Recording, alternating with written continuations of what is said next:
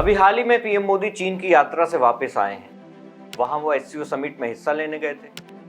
पूरी दुनिया में इस बात की चर्चा रही। भारत के मीडिया ने भी इस खबर को खूब जोर शोर से दिखाया कि भारत और चीन के संबंध सुधर चुके हैं, दोस्ती हो चुकी है। लेकिन क्या सच में हम चीन पर आंख बंद करके भरोसा कर सकते हैं? माना कि अमेरिका से अभी हमारे संबंध खराब हो गए हैं, लेकिन हमें यह भी नहीं भूलना चाहिए कि वैश्विक राजनीति में कोई भी चीज परमानेंट नहीं होती है। खासकर डोनाल्ड ट्रंप के मामले में तो आप कुछ भी नहीं कह सकते, क्योंकि भारत पर टैरिफ लगाने का आइडिया उनके सलाहकार पीटर नवारो का था। लेकिन उस आइडिया ने उस तरह काम नहीं किया जैसा उन लोगों ने सोचा था। खैर, इस वीडियो में हम बात करेंगे कि क्या भारत चीन पर आंख बंद करके भरोसा कर सकता है। दोस्तों, सबसे पहले बात करते हैं 2020 की, जब भारत और चीन के बीच सीमा पर बहुत बड़ा तनाव शुरू हो गया। भारत और चीन की सीमा यानी लद्दाख के गलवान वैली जैसे इलाकों में जहां दोनों देशों की सेनाएं आमने सामने थी, चीन की सेना ने चुपके से भारतीय सीमा में घुसपैठ की कोशिश की थी। यह ऐसा था जैसे आपका पड़ोसी आपके घर के आंगन में बिना इजाजत घुस आए। भारत ने इसका जवाब दिया और दोनों देशों की सेनाओं के बीच तनाव इतना ज्यादा बढ़ गया था कि लगा जैसे युद्ध हो जाएगा।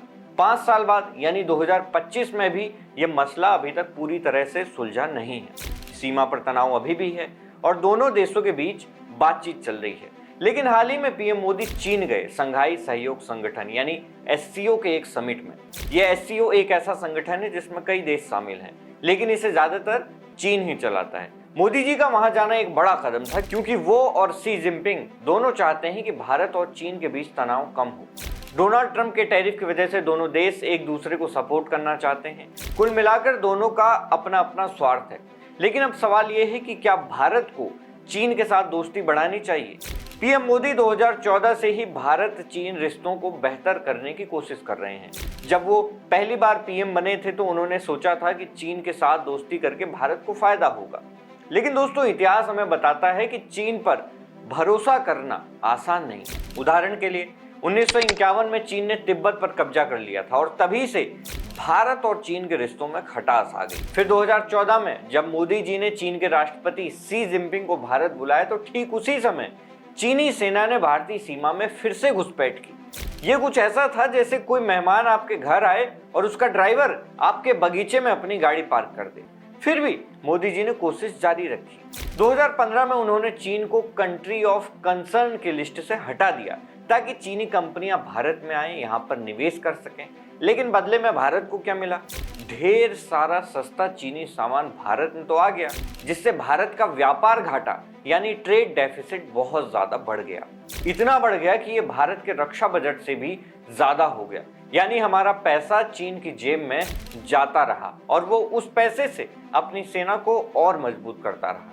दोस्तों, चीन ने कभी अपनी मंशा छिपाई नहीं। 2014 से 2019 तक जब मोदी जी शी जिनपिंग से 18 बार मिले, तब भी चीन ने भारत के खिलाफ कई कदम उठाए। मिसाल के लिए उसने पाकिस्तान के साथ अपने रिश्ते मजबूत किए, भारतीय सीमा पर सैन्य गांव बनाए और ऊंचे पहाड़ों पर अपनी सेना के लिए ढांचा तैयार किया। 2017 में डोकलाम में भी चीन ने भारतीय जमीन पर कब्जे की कोशिश की और 2020 में तो हद हो गई जब चीनी सैनिक कई जगह पर भारतीय सीमा में घुस आए। तब जाकर मोदी जी ने अपनी नीति को बदला और चीन के साथ सख्ती करना शुरू कर दिया। लेकिन अब 2025 में फिर से चीन के साथ दोस्ती की बात की जा रही है। मोदी जी हाल ही में एससीओ समिट के लिए चीन गए, जो पहले भारत ने इतना गंभीरता से नहीं लिया था। पिछले साल के एससीओ समिट में तो मोदी ने हिस्सा भी नहीं लिया था और 2023 में भारत ने इसे ऑनलाइन कर दिया था, यानी कि वर्चुअल कॉन्फ्रेंस के जरिए। तो अब अचानक वहां जाना शायद ये दिखाने की कोशिश है कि भारत चीन के साथ अपने रिश्तों को सुधारना चाहता है। लेकिन सवाल फिर से वही है कि क्या चीन ने कोई ऐसा कदम उठाया है जिससे कि हमें भी ये लगे कि वो अब भरोसा करने के लायक है? जवाब है नहीं। बल्कि हाल ही में इसके उल्टा मई 2025 में जब भारत ने पहलगाम में हुए आतंकी हमले के जवाब में पाकिस्तान पर ऑपरेशन सिंदूर किया, तो चीन ने पाकिस्तान को रडार और सैटेलाइट डेटा प्रदान किया था, यानी वो हमारे खिलाफ लड़ाई कर रहा था। इसके अलावा चीन ने भारतीय सीमा के पास दुनिया का सबसे बड़ा बांध बनाने की योजना बनाई है। ये बांध न सिर्फ पर्यावरण को नुकसान पहुंचाएगा बल्कि भारत की सुरक्षा के लिए भी एक खतरा पैदा हो सकता है। फिर भी अगर हम चीन को अपने बाजारों में और ज्यादा पैठ बनाने देंगे तो क्या ये एक सही फैसला होगा?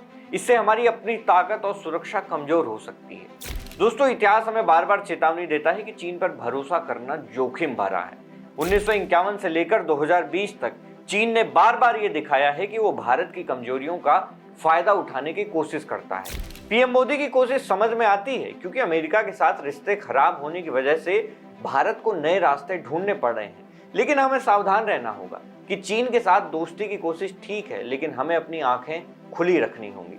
हमें यह सुनिश्चित करना होगा कि हमारी राष्ट्रीय सुरक्षा और स्वायत्तता को कोई नुकसान न पहुंचे। अगर हम फिर से चीन के जाल में फंस गए तो ये हमारे लिए एक बड़ा नुकसान हो सकता है। तो दोस्तों, ये थी भारत चीन तनाव और मोदी की कूटनीति की कहानी। आप क्या सोचते हैं? क्या भारत को चीन के साथ अपनी दोस्ती बढ़ानी चाहिए, अपने रिश्तों को सुधारना चाहिए, या हमें साथ ही साथ सावधान भी रहना होगा? अपनी राय हमें कमेंट में जरूर बताएं। अगर आपको ये वीडियो पसंद आया तो लाइक करें, शेयर करें और हमारे चैनल को अपना समर्थन इसी तरह देते रहें। मिलते हैं अगले वीडियो में, तब तक के लिए नमस्कार।